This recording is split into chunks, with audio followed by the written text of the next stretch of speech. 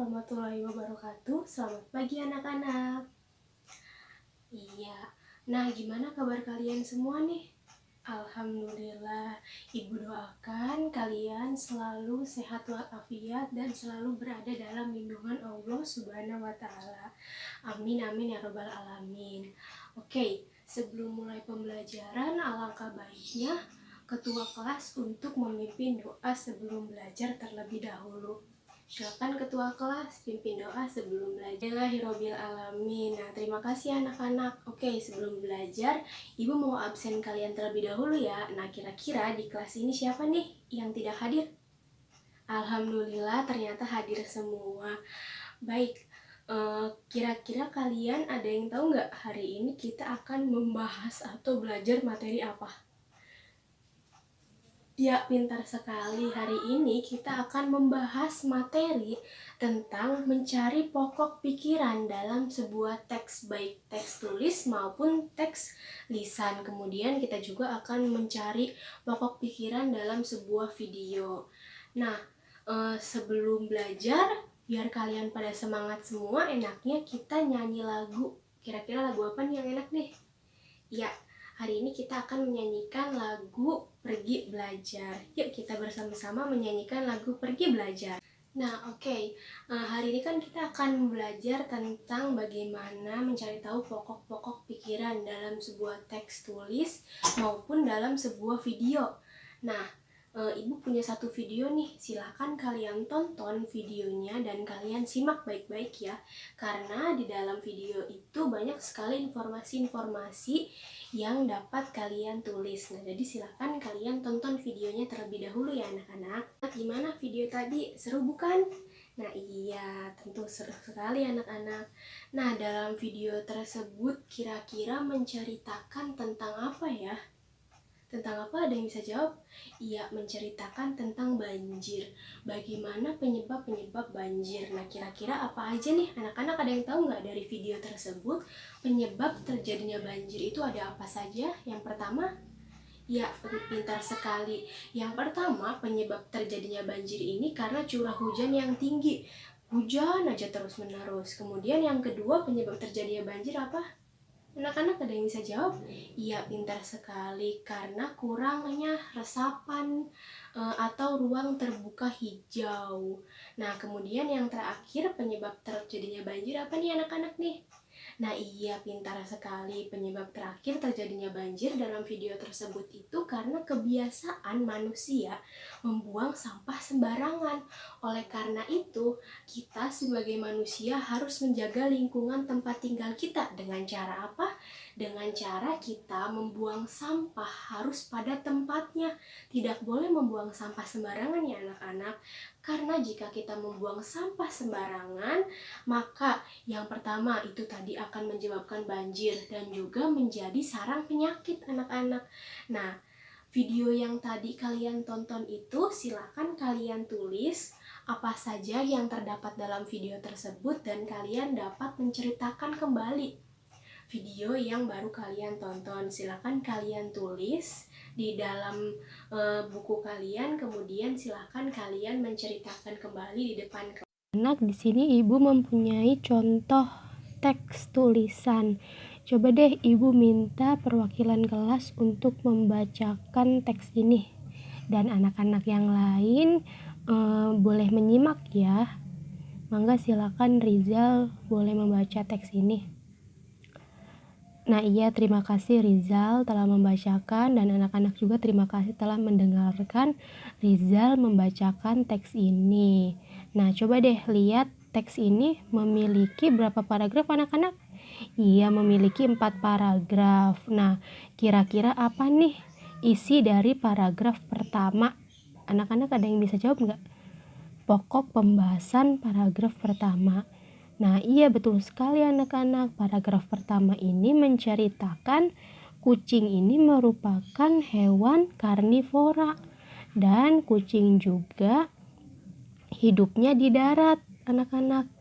Nah kemudian yang paragraf kedua ini ada yang bisa jawab nggak? Menceritakan tentang apa paragraf kedua? Nah, iya betul sekali anak-anak. Paragraf kedua ini membahas tentang ternyata suara kucing. Nah, seperti apa suara kucing anak-anak? Iya, suara kucing ini dapat kita dengarkan seperti kata meong. Nah, kemudian apa nih paragraf ketiga? Ini menceritakan tentang apa nih anak-anak paragraf ketiga? Nah, iya anak-anak, paragraf ketiga ini menceritakan ternyata kucing ini merupakan hewan yang paling bersih dan dia juga membersihkan badannya menggunakan air liurnya sendiri. Nah, kemudian paragraf yang terakhir, paragraf keempat nih. Anak-anak, apa nih kira-kira nih paragraf keempat nih? Ide pokoknya nih. Nah, iya betul sekali anak-anak. Paragraf keempat ini ternyata menceritakan tentang kucing ini tidur sekitar 12 sampai 6 jam per hari.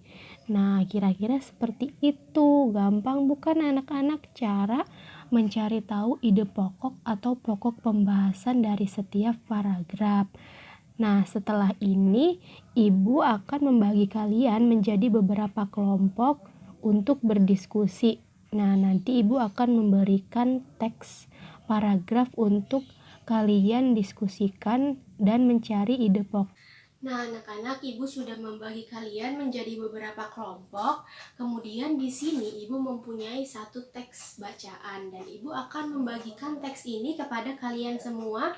Kemudian kalian dapat membaca seluruh teks bacaan ini dan berdiskusi kira-kira apa aja nih ide pokok atau pokok pembahasan yang ada dalam setiap paragraf ini. Silahkan kalian berdiskusi bersama teman-teman kalian untuk mencari pokok utama atau kalimat utama dalam setiap paragraf di sini. Kemudian kalian dapat menuliskannya di buku.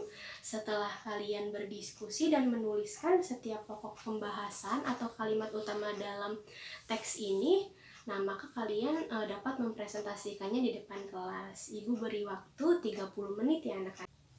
Nah, gimana anak-anak? Sudah selesai semua belum berdiskusinya? Alhamdulillah sudah selesai semua. Baik, silahkan mulai dari kelompok 1, kelompok 2, kelompok 3 hingga kelompok terakhir untuk mempresentasikan hasil diskusi kalian. Terima kasih anak-anak, kalian telah mempresentasikan dan memaparkan setiap pokok pembahasan atau kalimat utama dalam paragraf-paragraf yang tadi Ibu bagikan teksnya dengan sangat baik dan sangat menyeluruh. Nah, anak-anak, tadi dalam teks tersebut kira-kira membahas tentang apa saja ya? Anak-anak ada yang tahu nggak? Tadi kan sudah presentasi. Nah, jadi membahas tentang apa aja tuh?